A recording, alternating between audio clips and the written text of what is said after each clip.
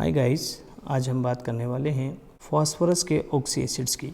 हम देखेंगे फास्फोरस के ऑक्सी एसिड्स के structure of oxy acids of phosphorus की। ऑक्सी एसिड्स क्या होते हैं, कैसे बनते हैं? Hydrogen, oxygen plus any non metal. यहाँ पर नॉन मेटल कौन है? फास्फोरस है। इस तरह से हम ऑक्सी एसिड्स बना सकते हैं। For example H3PO4, H3PO3 etcetera. तो आज हम बात करेंगे ऑक्सी एसिड्स ऑफ फास्फोरस की। हम जानते हैं फास्फोरस का मोस्ट कॉमन एसिड जो हमने सुना है वो होता है फॉस्फोरिक एसिड H3PO4। यदि मैं इस फॉस्फोरिक एसिड में एक ऑक्सीजन कम कर देता हूँ तो एक नया ऑक्सो एसिड बनेगा H3PO3, जिसको बोलते हैं फॉस्फोरस एसिड। यदि मैं इसमें एक ऑक्सीजन और कम कर दूं तो ये बनेगा H3PO2, यानी हाइपो फॉस्फोरस एसिड।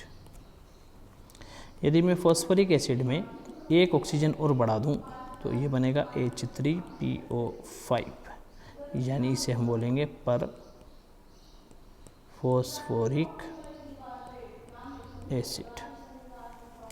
यानी इन्हें बनाना इतना आसान है। हमें सबसे पहले इसका मोस्ट कॉमन एसिड याद रखना है। इसका मोस्ट कॉमन एसिड होता है H3PO4, यानी फॉस्फोरिक एसिड, जो हमने कॉमनली सुना है। इसमें लगातार आप एक ऑक्सीजन कम करते जाएं। एक ऑक्सीजन कम किया तो बना फॉस्फोरस एसिड, एक ऑक्सीजन और कम कर दिया तो क्या बन गया? Hypophosphorous acid. इसी फॉस्फोरिक एसिड में यदि हमने एक ऑक्सीजन बढ़ा दिया तो क्या बनेगा? परफॉस्फोरिक एसिड। तो फॉस्फोरिक एसिड, इक एसिड, अस एसिड और हाइपो अस एसिड। इक एसिड के बाद आएगा पर इक acid. Phosphoric acid, phosphorus, hypophosphorous, और फॉस्फोरिक के बाद फिर इक आएगा पर फॉस्फोरिक एसिड, यानी दो इक वाले और दो अस वाले, दो अस और दो इक। इस तरह से हम इसको याद रख सकते हैं। अब हम देखते हैं इसके ऑक्सीडेशन स्टेट को। फॉस्फोरस बिलोंग करता है 5th ग्रुप को, यानी 15th ग्रुप को, यानी इसकी मैक्सिमम पॉसिबल ऑक्सीडेशन स्टेट +5, यानी इसकी ऑक्सीडेशन स्टेट +5 से अधिक नहीं आ सकती। आइए हम देखते हैं H3PO4 में फॉस्फोरस की ऑक्सीडेशन स्टेट कितनी होती है, निकालते हैं। हाइड्रोजन पर +1 चार्ज होता है, 3 हाइड्रोजन है तो +3। फॉस्फोरस की हमें निकालना है +6। ऑक्सीजन पर -2 चार्ज होता है, 4 ऑक्सीजन है इसलिए 4 × 2 - 8 = 0। x = आया +5, यानी फॉस्फोरिक एसिड में फॉस्फोरस की ऑक्सीडेशन स्टेट है +5। यहाँ पर हम निकालेंगे फॉस्फोरस एसिड में फॉस्फोरस की तो आएगी +3। यहाँ पर हाइपोफॉस्फोरस में निकालेंगे तो आएगी +1। और यदि हम पर फॉस्फोरिक एसिड में कैलकुलेशन से निकालेंगे तो ये आएगी +7। लेकिन एक्चुअल में इसकी मैक्सिमम पॉसिबल ऑक्सीडेशन स्टेट +5 ही हो सकती है, +5 से ज़्यादा नहीं हो सकती है।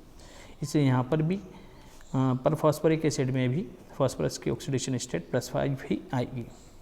कैलकुलेशन से +7 आएगी, लेकिन फिर भी +5 क्यों लिखी हमने? क्योंकि यहाँ पर फॉस्फोरिक एसिड में परऑक्साइड लिंकेज होगा, यानी यहाँ दो ऑक्सीजन साथ में बनेंगे जिन पर दोनों पर चार्ज होगा -1 और -1। अब हम बात करेंगे structure of oxy acids of phosphorus की। इसका स्ट्रक्चर बनाने से पहले हमें एक थंब रूल ध्यान रखना होगा। इसको हम ट्रिक भी बोल सकते हैं। क्या ट्रिक है? कि ऑक्सी एसिड से जितने नंबर ऑफ हाइड्रोजन लगे हैं, जितने नंबर ऑफ हाइड्रोजन एटम्स लगे हैं, उतने ही हमें नंबर ऑफ OH ग्रुप यहाँ पर जोड़ना है। ये थंब रूल हमें स्ट्रक्चर बनाने के वक्त फॉलो करना है।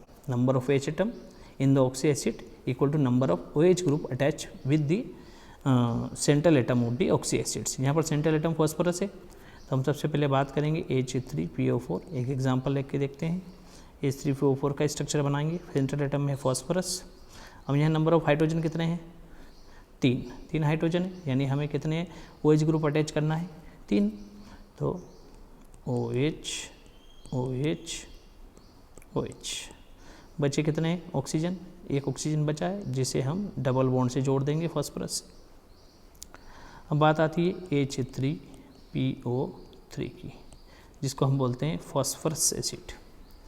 फॉस्फरस एसिड में हमारा ये थंब रूल फॉलो नहीं होता है, इसलिए हम यहाँ दूसरा रूल फॉलो करेंगे।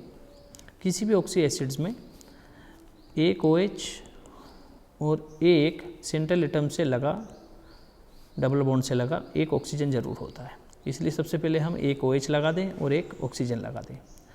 बचे कितने ऑक्सीजन? यहाँ पर ऑक्सीजन बचे हैं 1 और हाइड्रोजन बचे हैं 2, यानी एक ऑक्सीजन 2 हाइड्रोजन। एक ऑक्सीजन 2 हाइड्रोजन से क्या बनेगा? एक OH लगा दें, एक ऑक्सीजन 2 हाइड्रोजन, एक ऑक्सीजन 2 हाइड्रोजन और एक हाइड्रोजन लगा दें। इस तरह से H3PO3 का स्ट्रक्चर हो जाता है। एक और बचा H3PO2।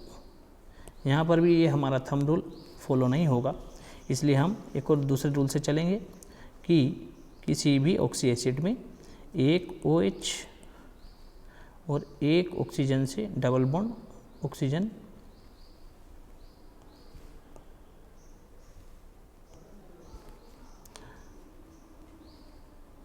अब बात करते हैं H3PO2 की। यहाँ पर भी हमारा थंब रूल फॉलो नहीं होगा, इसलिए हम सेकंड रूल पर जाएंगे। किसी भी ऑक्सी एसिड में एक OH होता है सेंट्रल एटम से और एक ऑक्सीजन होता है सेंट्रल एटम से अटैच्ड। तो एक O हो गया, एक ऑक्सीजन हो गया, एक OH हो गया। बचे कितने हाइड्रोजन? 2 हाइड्रोजन। 2 हाइड्रोजन बचे, एक हाइड्रोजन इधर लगाएंगे, ऑक्सीजन तो बचा नहीं, और एक हाइड्रोजन इधर लगाएंगे। अब बात करते हैं H3PO5 यानी पर फॉस्फोरिक एसिड। पर यानी पर ऑक्साइड लिंकेज है, यानी 2 ऑक्सीजन यहाँ पर साथ में बनेंगे। जहाँ पर भी पर आता है यानी वहाँ पर ऑक्साइड लिंकेज है। पर ऑक्साइड लिंकेज का मतलब होता है यहाँ पर 2 ऑक्सीजन क्या बनते हैं? साथ में। तो हमने फॉस्फोरस बनाया, 2 ऑक्सीजन साथ में बना देंगे, ये बना दिए। अब यहाँ पर हमारा थंब रूल ओबे होगा, number of H atom is equal to number of OH group. तो नंबर ऑफ H एटम कितने हैं? 3, और OH कितने लगाए हमने? एक OH हम इधर लगा देंगे, एक OH हम इधर लगा देंगे। तो कितने OH हो गए? 3 OH हो गए, 3 हाइड्रोजन। ऑक्सीजन हो गए हमारे 4, एक ऑक्सीजन आ जाएगा डबल बॉन्ड से, फास्फोरस से डबल बॉन्ड बनाएगा। इस तरह से हम पर फॉस्फोरिक एसिड को बनाते हैं।